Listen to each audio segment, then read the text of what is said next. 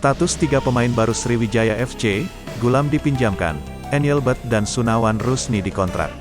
Manajer tim Sriwijaya FC Hendriansyah STMC akhirnya memberikan penjelasan terkait 3 nama pemain anyar yang sudah bergabung latihan menambah amunisi mengarungi babak 8 besar Liga 2 yang akan berlangsung 15-23 Desember tahun 2021 di Bogor dan Bekasi.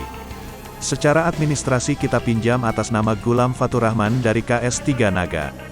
Sementara untuk Sunawan Rusni dan Engelbert Sani itu kita kontrak langsung, ungkap Hendriansyah kepada Sripoku.com. Senin, tanggal 13 Desember tahun 2021. Henry membantah adanya pemberitaan yang menyebut satu nama lagi gelandang Persikabo Roni Sugeng Arianto disebut menjadi pemain keempat yang akan direkrut pada transfer windows pemain yang akan ditutup besok, Selasa, tanggal 14 Desember tahun 2021, pukul 24. Pembicaraan dengan agennya, dan Coach Neil tidak ada komunikasi dengan saya terkait nama ini. Roni, tegas Henry. Henry yang menjabat Direktur Marketing PT Song, Sriwijaya Optimis Mandiri, selaku pengelola klub Sriwijaya FC mengisyaratkan untuk sementara hanya 3 pemain ini yang menjadi tambahan amunisi Laskar Wong Kito.